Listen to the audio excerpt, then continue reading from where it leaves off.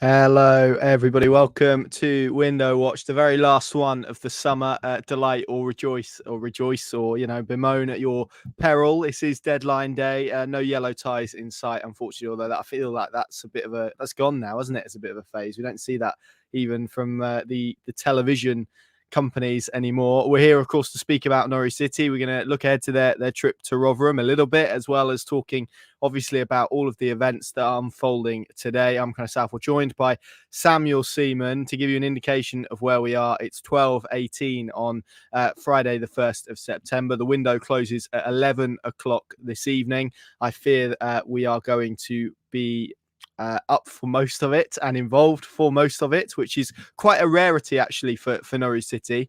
We do want to hear your questions, your comments, your thoughts as we speak for the next half an hour or so. So get in touch, whether you're watching on the artist formerly known as Twitter, Facebook or YouTube. You should be able to post your comments underneath wherever you are watching this on whatever platform, hopefully all being well, and they should come through to us and we can flash a few on screen. Sam, let's start with the point that I was making there. Norwich City in deadline day, since Stuart Webber has arrived at the club, have been pretty, they've been standard affairs. They come and usually we've got a watching brief on them and you can kind of watch the chaos unfold from afar. Not today. Norwich City are fully in the chaos, and that is because obviously Josh Sargent's injury. He's going to be out for months with ankle ligament damage. David Wagner confirming that. They're still waiting whether or not it will be surgery that he will require. But it's quite interesting, isn't it, to see Norwich City. We know how precise and how meticulous they like to be on recruitment, are very much in a market that Stuart Webber and they as a football club don't really like dealing in.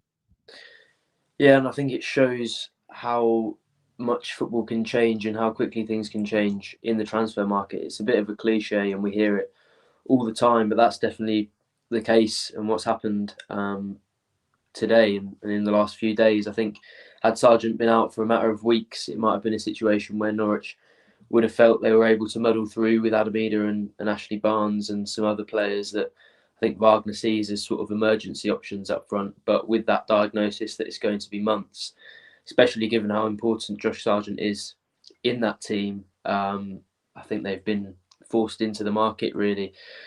So it's going to be quite a different environment, I think, for Stuart Webber than most of the transfer windows he's handled so far as Norwich City sporting director. I think most of the deadline days where there's been even slight interest from us as people who cover Norwich City has been in outs and whether players who have been linked with exits would be leaving the club. But we haven't seen too much by way of Norwich needing players this late in a window. And I think it's undoubted. It's obviously very much in the public eye that Norwich are now looking for a striker. The number of players they've been linked with is getting a bit ridiculous, to be honest. But yeah, it's probably a fairly new experience for Stuart Webber and his team behind the scenes. So it'll be interesting to see how they deal with that. But it's not just the incomings that Norwich are looking at and that could come into play today. I'm sure we'll obviously come into the nuances of today and the more specific scenarios. But obviously Andrew Omobamidele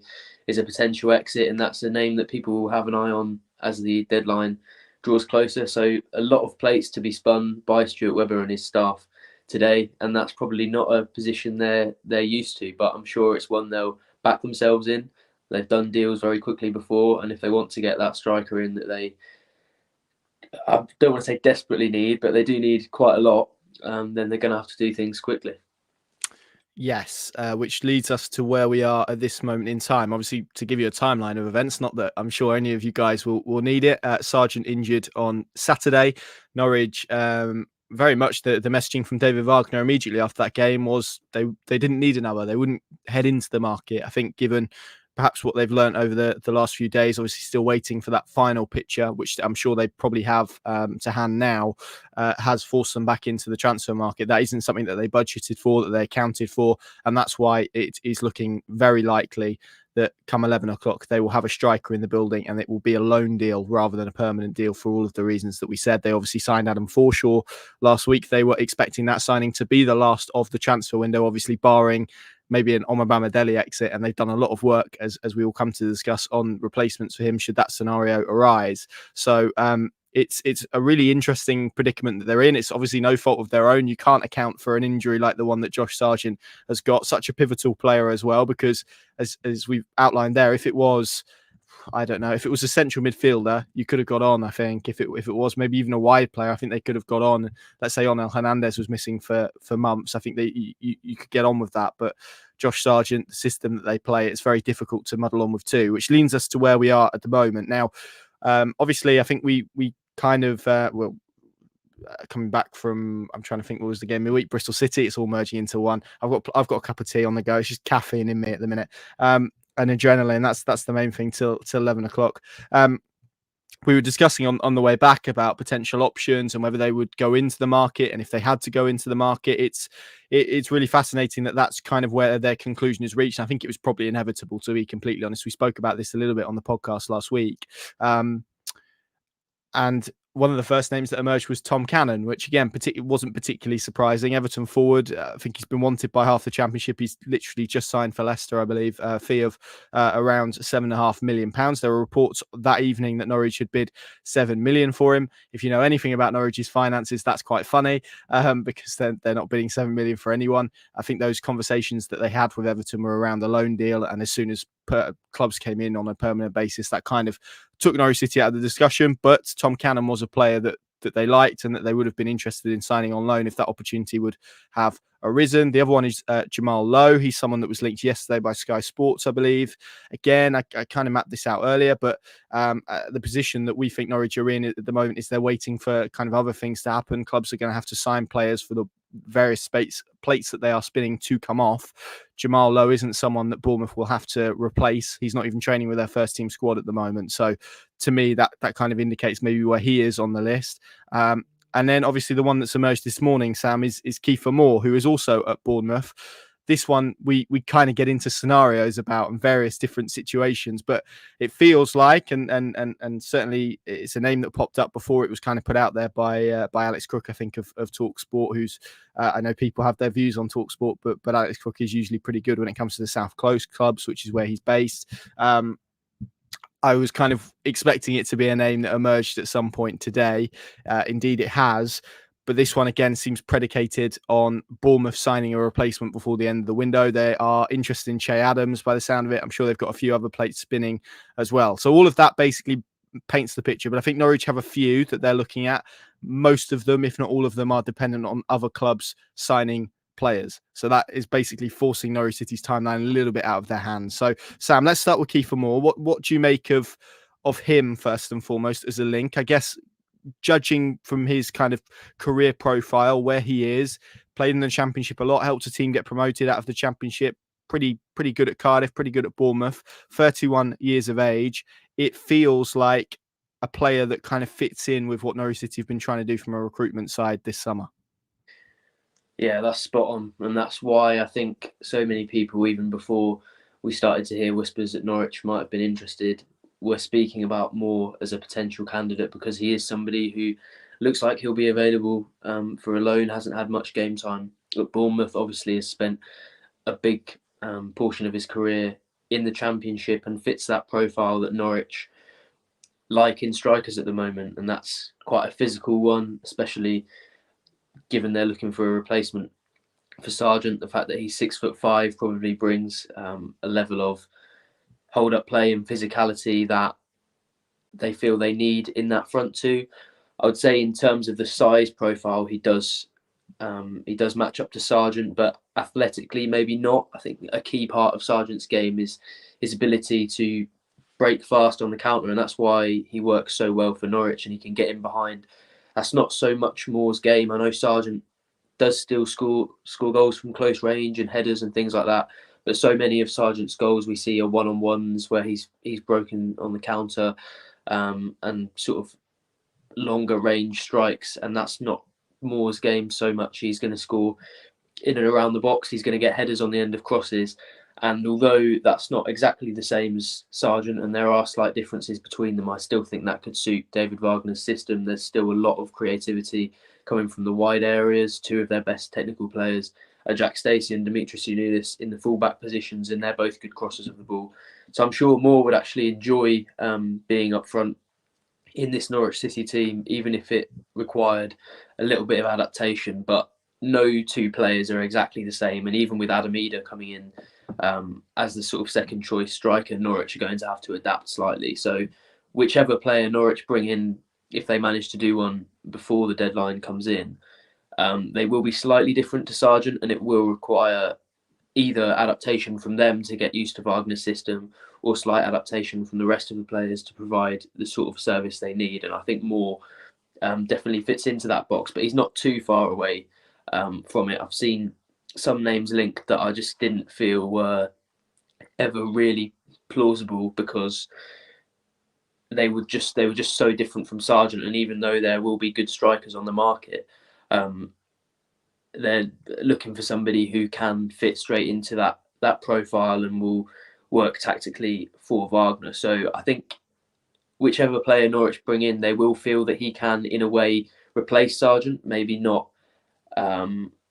with the sorts of numbers and performances that he's been putting in so far this season, but it will be somebody who Wagner is pleased to work with. I think Moore fits into that category, but at the moment it does feel a little bit like buying a house. It feels like there are chains attached to every player, and maybe that would be the benefit of somebody like Jamal Lowe, who obviously I don't think has had too much of an impressive career on the South Coast compared to Moore. He's struggled, but he's somebody who almost, if they can't get, if those jigsaw pieces don't move around for them, then he's somebody that they could go and get last minute without having to worry about other clubs bringing in replacements and certain other things falling into place. So that's where players like him, and there will be others that Norwich will be aware of, could come into play and could be advantageous. But I think the better player they can get, especially given how important Sargent is, they will, and that's probably why they'll hold on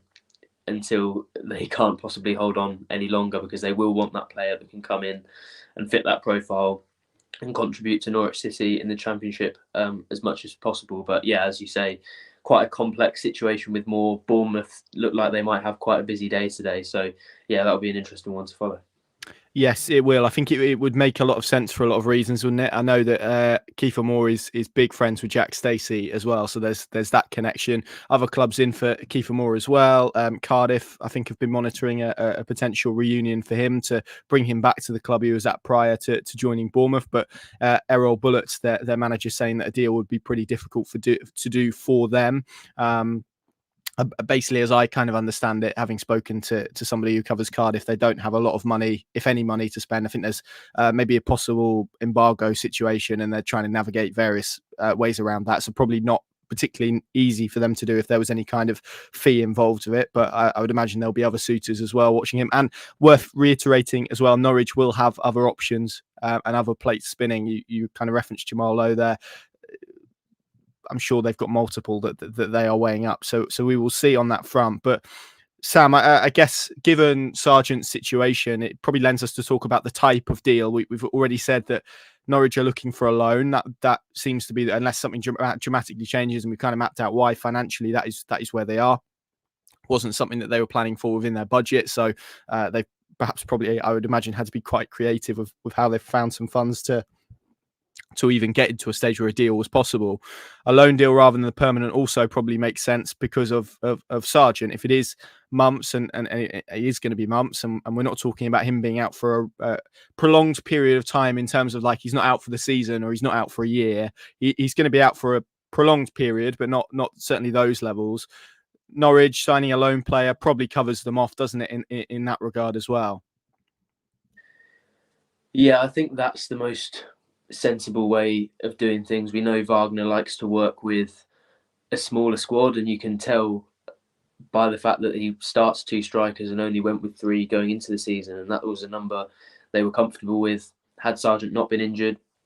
And it's a number they have gone into the season with. So I don't see Wagner wanting to bloat his squad unnecessarily, and that's why a loan deal probably does work. And there might be a scenario where they feel they can get a great deal with a permanent option, and things change with that. But I think right now, going for somebody who isn't going to upset the apple cart too much, isn't going to create questions over how the striker picture will look in the future, is probably quite smart. And as you said, financially is probably the main reason, because Adam Forshaw was the last player they were expecting to sign, and they will have absolutely exhausted that budget given how tight the finances were. They certainly weren't leaving any chunks, or any considerable chunks over on the side that they weren't especially fussed about. So I think, financials, if we're being honest, are the main reason why they're probably only interested in a loan at this stage. But in terms of morale and the group and how it works for them long term, I think a loan probably is the best option. But you'd expect that for any players and dealing with these big clubs, it will be season long. You don't see too many loans until January at this level. So it'll be interesting once Sargent does come back, how that sort of striker picture looks, and it probably makes the next few months even more important for Adam Eder, because if they do bring in some competition, he's going to be fourth choice unless he manages to really impress Wagner in the next few months. So from that point of view, it could also be of significant benefit. I remember Ralph Seaman coming in the 2019-20 season, and although he barely played any games, he pushed Tim Krul to reach new levels in a Norwich shirt, and he was obviously player of the season that season. And I think it's possible that signing a striker on a loan deal like this even pushes the likes of Eder and Barnes to go and do that. So it certainly adds competition, especially when Sargent comes back. But as you say, I think signing somebody on a permanent deal, especially given how restrictive Norwich's finances can be, they can't really afford to carry the wages of 4 senior strikers at one time. And I think that probably makes sense. Then again, if somebody comes in with if things change and there's a deal to be done with an option that's unbelievably favourable, then I'm sure Stuart Webber might have his mind changed. But right now, there's not the finances to pay basically anything for any player. So that's probably why we're looking at a loan, to be honest. Yeah, I think, to be honest, I could see a situation where, and Kiefer Moore's a good example because he's the name that's been mentioned, right? But I think other options as well, where they did maybe, or there was a potential for an option being matched. But to be honest, the closer you get to the window, the harder it becomes to insert lots of things into lots of deals. And that's why a loan is favourable as well, because as a general rule of thumb, they're a lot quicker to sort and to organise than permanent deals. So we'll wait and see on that front. Obviously worth noting as a footnote, if Norwich do sign anybody from here, and as we've said, there's certainly hope that they will, and it's never a guarantee. We all know what deadline days are like. Stuff can fall through, stuff can change, stuff might not come off. The bits that Norwich City are waiting to happen might not happen, and so you kind of get stuck. And sometimes it can be better not doing anything rather than doing the wrong thing as well. So that's worth reiterating. But as we sit here right now, they are hopeful and they want to do a striker on a loan deal before the 11 o'clock deadline. But it's worth mentioning, as I say, anyone that Norwich City signed from this point, the registration deadline for the game tomorrow, which is against Rotherham, there is a game tomorrow, they will not be available for it because they haven't been registered by midday, which is the cut-off point at this moment in time. So that's worth referencing as well. So anyone that Norwich does sign from here basically won't be available for tomorrow. So that's important to mention.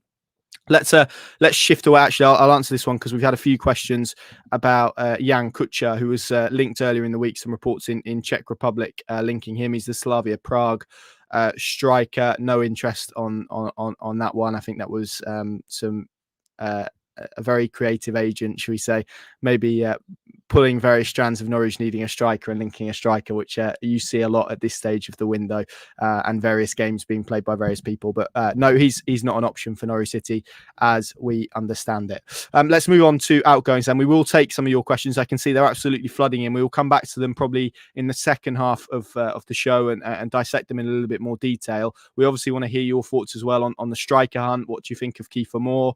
He's someone who formerly used to play with or play for Ipswich, but only 11 times. So if he does sign, maybe you can forgive him. I don't know. Let's reference, because I am seeing a lot of questions about this, about the Manchester City striker. I think there was a Football Insider report about him. From what we gather, that would be a development signing. So let's just cover that one off now. He's not one that would come into their first team conversation. Not played a minute of first team football. So there we go.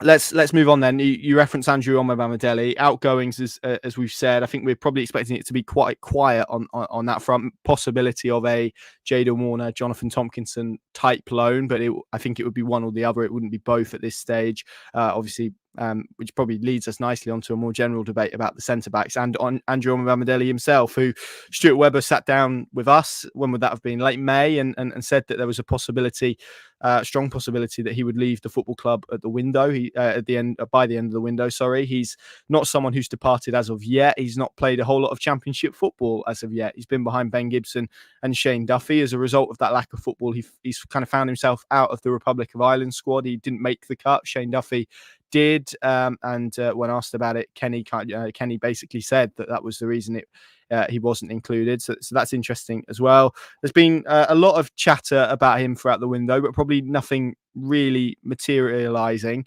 Been lots of talk of AC Milan, and that interest has been genuine from what we're led to believe. But I think they've kind of balked at the asking price that Norwich have set, if reports in Italy are to be believed. I still think this is one to watch, Sam. I think there's a potential for something to still happen here. Norwich would certainly still do a deal if someone came in and met Andrew Omobamidele's valuation, and that is partly because they've done so much work already kind of preparing for his departure that they've got a list of targets pretty much ready to go as and when that button was pressed. So I think this is one to watch, and like with Norwich's incoming business, it feels like it's one that's probably dependent on a few other clubs maybe losing a player to kind of trigger that chain of events off. Yeah, I'd agree with that, and I think it's one that probably suits Norwich quite well if it does happen. You see how these sort of sagas have played out with the likes of Max Aarons and Todd Cantwell in recent years, and that doesn't really work for anyone because these players stagnate in their careers. It doesn't really work for Norwich on the pitch. Their financial value decreases, and then the clubs that are interested miss out on their highest profile targets because they haven't been able to meet that valuation. So I think Norwich, based on the evidence of the more drawn out situations they've seen with their sort of top talents in recent years, would prefer to go back to the sorts of deals that were done for Ben Godfrey, Jamal Lewis, Emi Buendia, back when the first sort of signs of links with big clubs would come 6 months before they eventually left. And then Norwich were able to get maximum value, were able to get their replacements in, and they've done generally quite well with a lot of those replacements. You have to remember Omobamidele is somebody who's come through the ranks to replace somebody like a Ben Godfrey, who Norwich then received sort of in the region of 20 and 25 million pounds for. So they will back themselves to be able to find the right replacement. We obviously know they've drawn up a list, and they are absolutely supremely confident, as they have remained throughout the window, that they've done so much work on that it won't be a problem if Omobamidele goes. Now, they still probably need a bid to come in at a reasonable time. If let's say Nottingham Forest, I know they've been linked, if they call Norwich at 10:30 tonight and say we'd like to bid for Andrew Omobamidele, then it's definitely going to be very difficult for them to go and find somebody to replace him, even if they've got a list. But if a bid does come in at a reasonable time, and given how quickly some of these things can happen on deadline day and how important it will be for Norwich, I don't think that reasonable time is too far before the deadline, and then they feel that they'll be able to strike and get a player in. But they'll be sure that their targets are ones that they can get, and they won't be ones that are part of a chain on the other side, because if they're going for players after a deadline day bid for Omobamidele that then the clubs they want need replacing, that's going to be very, very difficult to do within the time frame indeed. So it does feel a little bit like a race against the clock, but equally there hasn't been too much tangible interest in him this summer. It feels like you're going to need a little bit of a sort of old school Harry Redknapp panic from somebody to decide that Omobamidele is is the man that they need at this late stage. And we know Norwich don't like to panic, but there are certainly a number of probably Premier League clubs that will be willing to do a deal like that, and maybe will make those decisions late on. So they're probably relying on something like that. He's obviously somebody who there's been quiet rumblings around the whole summer, and there were definitely a number of people that were willing to read into it when he was sort of waving towards the crowd at Bristol on Tuesday. But right now it's a situation that isn't really working for anyone. He's not getting any game time. His value's dropping all the time. He's missing out on international squads, and Norwich will feel that they can get a replacement for much, much less than whatever they could receive from Bamidele today. So it'll be interesting to follow that one. I think Stuart Webber's set himself quite a high bar by talking about that bid that was rejected, that was worth more than Ben Godfrey in January. I think now, whatever he sold for, and we have to be realistic and say that it's likely to be less than that number, he will be criticised for that. So I think that's one negative aspect to it. But other than that, I think it suits all parties for Bamidele to leave the club and for Norwich to find a replacement today. But as we've spoken about throughout today, it is really a chain situation and a situation of multiple plates spinning, and it is going to be a race against the clock, probably a late deal to sign his replacement if that does end up happening. Yes. One player that we can categorically rule out won't be leaving Norwich City before the deadline now is Gabriel Sara. So you can all rest easy on that. It's quite clear that at this late stage, it's a radically different situation to Bamidele because they haven't done a lot of extensive work in terms of preparing for that departure. So any bid, I think, would be met with quite a swift rejection, irrespective of price at this stage. So that's good to hear as well. And obviously, he's been a pivotal part, probably arguably a much more pivotal part than Andrew Bamidele has been in the opening weeks as well. So that also a factor. Beyond that, I'd maybe expect some trimming around the edges. We kind of mentioned some young players potentially heading out on loan. So it's definitely a case of watching the striker hunt mainly, and then seeing if anything crops up with Andrew Bamidele later in the day. We have been inundated with questions and comments, so thank you very much to everyone watching. I'm going to try and get through them as much as we can. Callum has said, is it likely to be the names we've heard, or do you expect some curveballs or unexpected developments? I would definitely say I would expect some curveballs, and I wouldn't necessarily suggest that the names that are out there at the moment will be the ones that either Norwich end up with or are the ones that are finalised in any direction. We know how quickly and how frantically things can change from what we believe, and as was the case, I think when we kind of reported on the Tom Cannon interest, they've got multiple plates spinning for multiple players, and some of them are, as we've mapped out, are dependent on other clubs doing bits and then hoping that something kind of drops in their direction, which I think at the moment looks quite likely that it will, but we will see. This is an interesting one. I'm going to reframe it. So this is from Neil Luther, who simply asked, Big Andy in or out? I'm going to go, and we're going to go for kind of opinions at the moment. So Sam, come 11 o'clock, I'm asking you to look in your crystal ball, completely speculatively. Come 11 o'clock, is Andrew Bamidele a Norwich player? Yes or no? Oh, you really put me on the spot there. I'm going to say in. I think it's just so much work but I'm so close to 50-50. It's it's a very, very tight one. I wouldn't be surprised either way, but I'm going to say just about I'm erring on the side of in. What about you? Yeah, likewise. I think it could be one that gets kicked down the road to January, and we'll wait and see on that front. Let's see what else we've got in the comments. Lots about the Man City striker. I think we've answered that. That would be a development one if so. Neil Luther has said the current update on Josh Sargent. I mean, you were in the press conference yesterday, Sam, so I'm going to throw this one at you. This seems pretty pertinent to ask you, given you were in a room with David Wagner a lot sooner ago than I was. What was his kind of demeanour, his response on Josh Sargent yesterday? Just update us on where we're at with that.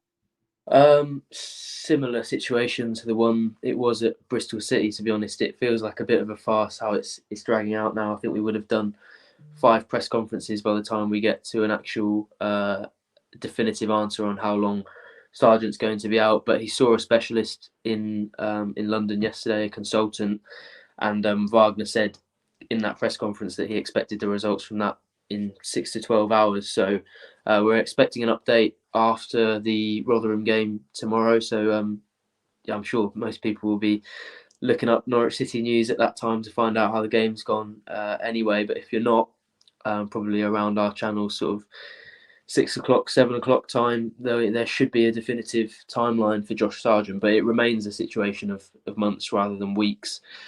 I think Paddy threw the timeline to him sort of towards the end of the year, and he didn't seem to suggest that was too inaccurate, but it's very difficult at this stage to sort of guess. We don't expect him to be out for the rest of the season. That's something we can at least assure Norwich fans of, but it does look like it's going to be a significant layoff, and we will get a number on that after the Rotherham game tomorrow.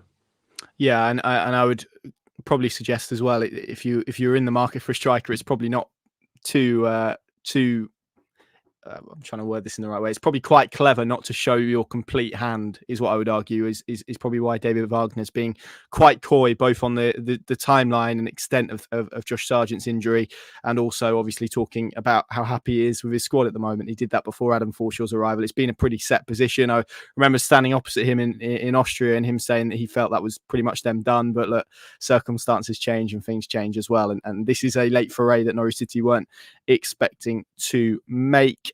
Quite a few questions. Someone, Reese is bad at videos, but he's excellent at comments because we've had quite a good few of them. So thanks for that, Reese. What about Keenan Davis? I think last I heard on Keenan Davis, he was undergoing a medical with Udinese, which, given he spent last year on loan at Watford, they've got similar. I say similar. They've got exactly the same owner, so that's not a huge surprise. And then someone else has asked. The comments gone, but I did see it about Kenny McLean. That was categorically denied by David Wagner as well after Tuesday night's victory over Bristol City. It is interesting, Sam, to come back to the incoming, because you just got this sense, particularly after it initially happened at Huddersfield, from David Wagner, that they were pretty happy to muddle through. And I think if it would have been, obviously he subsequently described the injury as serious. I think if we'd have been looking at a shorter timeline, I mean, you've said weeks, I half wonder if it would have maybe been the lower end of the scale in terms of months, as in 2 months, maybe they would have tried to muddle through. It's quite interesting how this position has switched so quickly. And I guess for them, it's been about probably trying to get a real grasp of the market, but it's difficult because we know a lot of recruitment now is pre-planned and you have to recruit people pretty meticulously. It happens all year round. Lists are compiled, long lists, short lists. Then you aggressively try and recruit targets. It can be a long process. They've had to condense all of that into essentially 3 or 4 days. It's not the best kind of background for them to go out and sign somebody, is it? So I guess you probably are a little bit more subject to the market itself and kind of trying to see, kind of dip your toe into the market rather than already be fully swimming in it, if you kind of get my question. Yeah, I think I get it a little bit. You are one for the analogies and the metaphors. It's my creative mind. Yeah, no, fair play. I still got people asking me questions about what sandwich Norwich are and asking on the Pink and YouTube. So you'll have to. Sorry about that. You'll have to fill in after this one, after the transfer window shuts. Maybe you'll have a definitive answer what sandwich they are. But if I can stand up by the time we record the next podcast, then we'll go with that. Good stuff. Right. Yeah, I think on Wagner and sort of how that position has shifted, I think quite a big part of it, and maybe the perception of how that's gone, is that Wagner very, very much errs on the side of caution when it comes to addressing the press and what he says. He doesn't want to give too much away.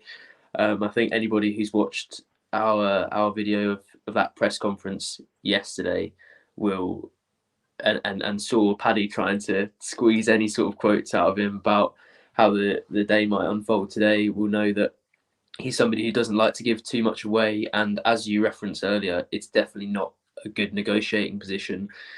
When everybody knows you're absolutely desperate for a striker, you need to enter the market and you don't have any other option, because then whatever club they were going to and saying, we want your striker, could just say, well, we know you're desperate, so we'll have as much money as you could possibly pay us. And I don't think that's a situation Wagner wanted to be in. It's probably the best situation and the best approach to use. The number of times we saw during Dean Smith's tenure him knock a bit of value off one of his players or say something that got him in hot water with fans, I think you can understand why a lot of coaches address media in that way and maybe are slightly coy about it, as much as they would love to be completely honest with fans the whole time. So I think even when following that Huddersfield game, he gave the impression that he was happy to muddle through with what they had. He definitely would have been, and Stuart Webber as well, would have been contemplating the idea of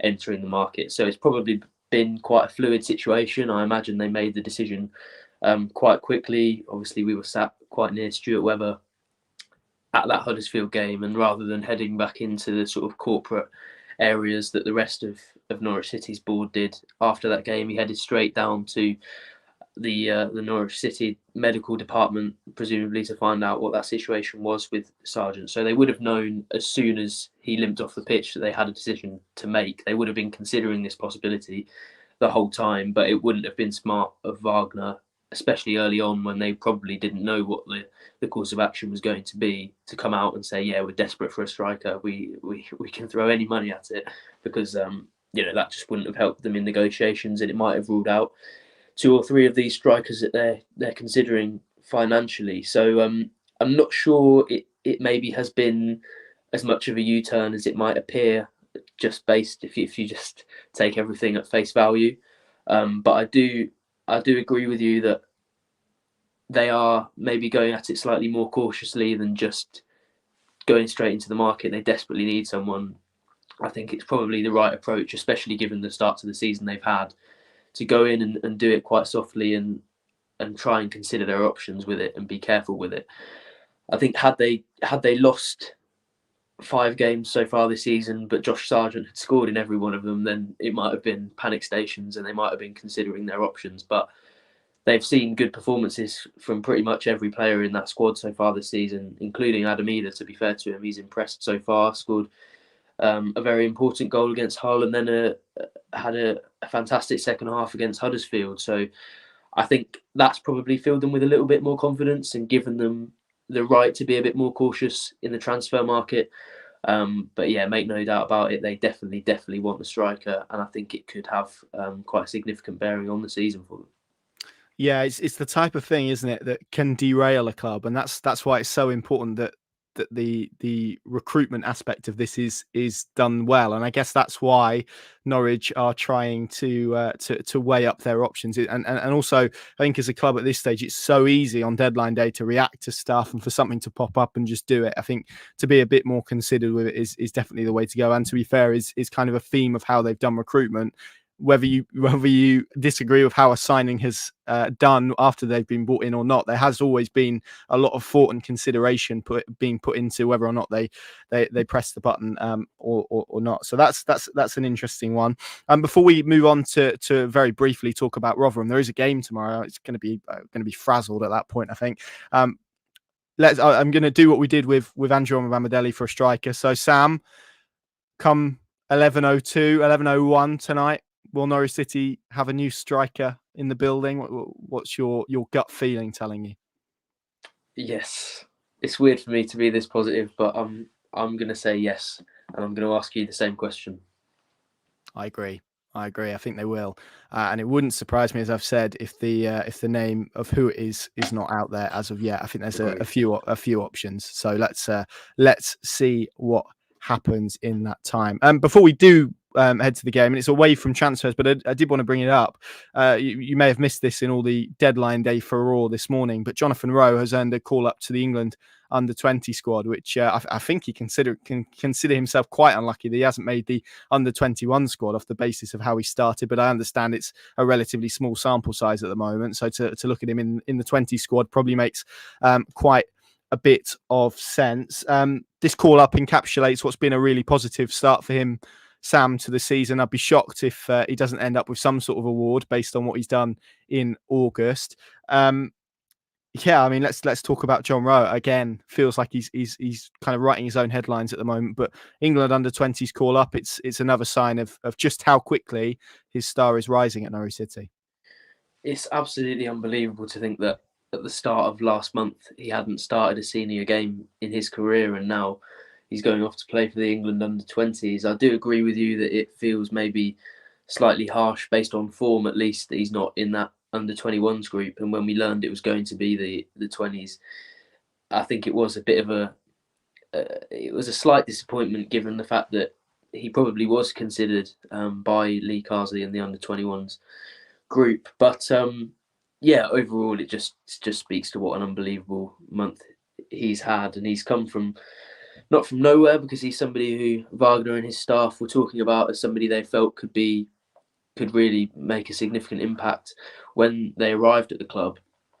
But obviously had that whole year. There was a little bit of excitement in that Premier League season, albeit you could frame it as people looking for positives in a desperately sad season for the club. And then there was a cooling off period for basically a whole year because of those injury problems. And then to see him come back and succeed in this way, and he's the sort of character that you're really delighted for, because in all my dealings with him, when we've spoken to him and stuff, and from his persona on social media and how David Wagner speaks about him, he seems like a fantastic character and the sort of person that will be absolutely loving this at the moment. Hopefully he can go and prove himself with the under-20s, maybe even earn himself a call up to the under-21s next time. But it's probably important that we reiterate the message that Wagner gave once again yesterday, and he gives every single time he's asked about Rowe, that he has to keep his feet on the ground. All that he's achieved so far is 5 goals this season and a very, very good month. And if he wants to have a great career and he wants to go on and achieve better things, maybe even at a higher level than Norwich City, he can't start being complacent now, and the hard work has to continue for a very long time. But Wagner seems to believe that he's the sort of character that can keep this going and that can stretch this form out over an extended period of time and won't take it for granted. And that's great news for Norwich, because he's come from absolutely nowhere to be a key player when they really needed somebody to step up in those attacking areas. And yeah, he's hoping he can make a significant mark for the Young Lions next week. Yeah, you said it already, but at the moment it is just a good run of form. He needs to, he needs to prove that it can be something a bit more sustained and a bit more consistent. But I'd certainly say the signs are there that it can be. It's not just that he's finishing opportunities and not really contributing to games. He has been quite a significant player for what Norwich City have done so far. And I've got no doubt in my mind that at some point, either in January or next summer, we'll be talking about John Rowe in relation to other football clubs if this stays as is. But I'm really intrigued. This sounds really negative, and I'm not intending it to, but I'm really intrigued to see how he responds to a game where he doesn't score a goal. And David Wagner spoke about this as well. And there are other different ways to quantify if a performance has been a good performance. And it's going to be interesting to see if he still hits those markers, which I think he will. And he's got good people around him and good teammates around him as well to keep him grounded. So that's good. And yeah, fascinating to see how he gets on with England under-20s over the international break, which obviously falls after Norwich City's trip to Rotherham tomorrow. Sam, how do you see this one going? It's really interesting. Rotherham, I know, without a win in the league yet, and I know how people will be looking at this in the same way that we always look at games with Rotherham, and maybe they're being, I don't know if expectation is probably a little bit too strong, but certainly a feeling that this is a game that Norwich City possibly are favourites for. Rotherham really pushed Leicester close last weekend. They put in a good performance against Middlesbrough, I think, as well. They're a good side at home. They're a difficult side at home as well. This is going to be tricky, isn't it, for Norwich City, particularly without Josh Sargent? Yeah, I think there are a number of factors that could make this either a very difficult one or a quite easy one for Norwich. Squad-wise, they should be absolutely dominating this one, and they should be absolute favourites. And I looked at the tactics in depth on Tactics Board, which is available now on the channel, of course, and people can good go pluggage, back. Good pluggage. Yeah, thank you so much. I thought that was quite smooth. But yeah, if people want more in-depth analysis of that, then they can go there. But to sum it up, I think tactically Rotherham play into Norwich's hands quite a bit, and it could be a game that suits them actually if they play the way that they normally do. But those games in recent times against Leicester, I think Blackburn, they play very well against at home as well. They do sort of suggest that it might be more tricky than it seems, and they probably have deserved more than the 1 point they've picked up so far. They've got some good players, and they ran Norwich very close at the New York Stadium last season, as well as drawing 0-0 with them in a very important game under David Wagner. So they've definitely got the capabilities.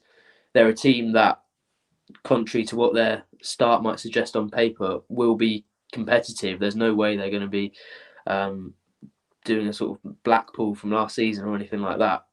They will be competitive, and it's very, very possible in my mind that they stay up this season, maybe even comfortably. I think Matt Taylor's got them playing very, very well, and it will be more difficult than it seems for Norwich, especially given the mounting pressure on them. I don't think they've gone into any game this season with anywhere near as much expectation as there will be today. They managed it very well against Huddersfield, which was, I'd say, the first time they went into a game as real favourites this season. Came away with a 4-0 win, looked pretty comfortable, didn't really get out of second or third gear. So it looks like they might be able to handle that pressure very well. But the questions over whether they're going to break get more and more every single game. And I think it's going to require some quite strong mental fortitude to come through the game. But Norwich do have the players to do it.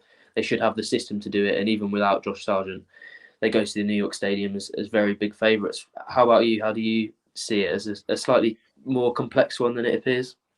Yeah, definitely. I think it's a really good test for them at a really good point. Like you say, how do they respond to the Sargent setback? How do they? Because again, we've spent so much about this Norwich side speaking about mentalities and minerals and intangibles as well. I guess it kind of feels like one of those. And David Wagner outlined it yesterday, where when I used to play football at a very low level, you always used to get told, earn the right to play first, and that is a very kind of cliched statement to use, but they are going to have to go and match the physicality, which, to be fair, we saw them do against Millwall very well. We saw them against the Neil Warnock side do that very well. And then it comes down to whether they have the quality on the ball. And you look at the likes of John Rowe, Gabriel Sarat, and I think it's very difficult at the moment to argue how this Norwich side don't come away with a result if they perform to the same level as they have done in recent weeks. Obviously, maybe the slight different point is whether they have the clinical edge that they had at Huddersfield at the top end of the pitch. So it's going to be a really interesting one. But like you say, Rotherham at home, I don't think they're going to press in the same way they did under Paul Warne, where they were manic almost at times to watch and just really, I can imagine as a player, they were quite irritating to play because they gave you no time and no space to breathe at all. I think there's a bit more intelligence to the way, tactically, the way Matt Taylor wants to do things. And I don't think there is quite as direct as maybe they were either. So, really, really interesting test. I always like going to Rotherham. It's no real kind of way to quantify this really, but one of my favourite places to go in the Championship in terms of ground. I just really like it as a stadium. Maybe it's because of the way the away end is, and you always get a good Norwich City following there. And I've seen some good games there over the years. So hopeful that continues tomorrow. Sam, let's end then. Let's push you for a score prediction. Finally, what are you going to go for? It's silly to go for anything but a Norwich win at the moment, isn't it? I think. But we have spoken about how difficult it's going to be, so I think they may well concede. But I'm going to go for 3-1. I'm going to go with them continuing their attacking form. But I know your prediction record is pretty poor, so whatever you say, it's probably less likely to be accurate than me. But I'm going to ask you it anyway. Thanks for getting that out there, Sam. It is, you're right. It is. Whatever I say, go and put a tenner on something else if you're that way inclined. Yeah, I'm going to go for a goal fewer, but I think for basically the same reasons, I'm going to go for a 2-1 win. I can actually see them falling behind and then coming back, which I think would be a good way to answer questions on mentality and whatnot. So that's what I'm going to go with. Matthew has gone for a convincing 3 or 4-0 win to Norwich. Well, we'll take that after last weekend, won't we? And that would certainly keep them motoring and on the road. And if they can go into this international break unbeaten still, with a very positive record, challenging towards the top end of the division, with hopefully a new striker in the building, there'll be plenty of reasons for optimism. Thank you very much for watching. Of course, all of the updates, news, rumours, opinions, etc. on deadline day will be on our channels. We'll be in the building metaphorically until the very end, whether it goes to 11 o'clock. Hopefully we don't have the dreaded deal sheet in and it's beyond that, because we've got a long trip to Rotherham tomorrow, so none of us fancy that. So if any of the powers that be at Norwich City are watching, if you can get it done sooner rather than later, that would be much appreciated. Obviously we know it's in your control, so that would be good. You can get it all over at pinkin.com. We've got a live blog going. We'll have various bits across the day as well to anything that unfolds. We're ready for all outcomes. Hopefully you guys are as well, and we'll see you hopefully looking wide awake and full of life, because Norwich City have got everything done brightly. We've got everything done early at the New York Stadium tomorrow for T News Live as well. Thank you very much for watching. Enjoy the rest of your Friday. Enjoy the rest of deadline day. See you soon. And we'll leave for this from Dan. Keep those fingers crossed.